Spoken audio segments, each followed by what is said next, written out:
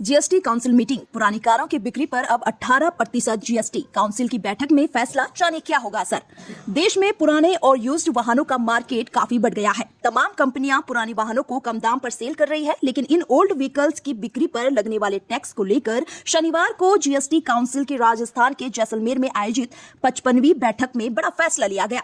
दरअसल GST council की बैठक में इलेक्ट्रिक व्हीकल समेत पुराने वाहनों की बिक्री पर टैक्स में इजाफा किए जाने पर सहमति बन गई है। इसे 12% से बढ़ाकर अब 18% करने पर सहमति बनी है। काउंसिल की बैठक में इस प्रस्ताव पर मुहर। बिजनेस टुडे पर छपी रिपोर्ट के मुताबिक बदले गए जीएसटी रेट्स कंपनियों या फिर डीलर्स द्वारा बेची गई पुरानी कारों से जुड़े लेन देन पर लागू होंगे। मतलब काउंसिल द्वारा ये संशोधित रेट्स मार्जिन के साथ बेचे जाने वाले और इससे सेक्टर में काम करने वाली कंपनियों द्वारा खरीदे जाने वाले वाहनों पर लागू होते हैं। हालांकि पुराने वाहन बेचने या खरीदने वाले व्यक्तियों पर 12% की दर से ही टैक्स लागू रहेगा, यानी इंडिविजुअल खरीदारों और विक्रेताओं पर कोई असर नहीं होगा। इंजन और लंबाई के हिसाब से टैक्स।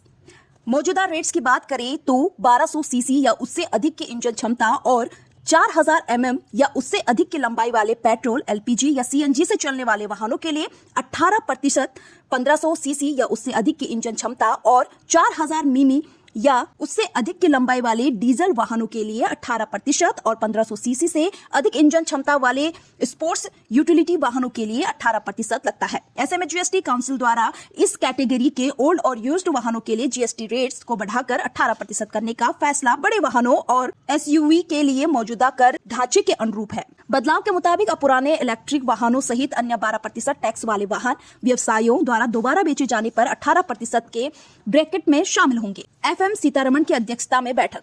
फाइनेंस मिनिस्टर सीतारमण की अध्यक्षता में बैठक। जीएसटी काउंसिल की बैठक राजस्थान के जैसलमेर में वित्त मंत्री निर्मला सीतारमण की अध्यक्षता में हो रही है, जिसमें तमाम राज्यों के वित्त मंत्री भी शामिल हैं।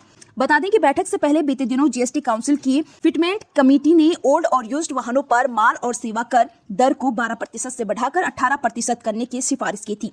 अब तक इन वाहनों पर सप्लायर के मार्जिन के आधार पर जीएसटी लागू किया जाता है, जिससे टैक्स का बोझ अपेक्षाकृत कम हो जाता है।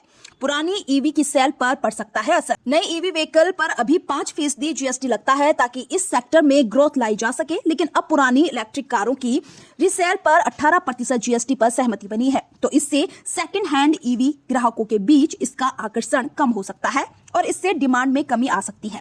सेकंड हैंड वाहनों की मरम्मत और रखरखाव के लिए इस्तेमाल किए जाने वाले इनपुट पार्ट्स और सर्विसेज पर पहले से ही 18% की जीएसटी दर लागू होती है।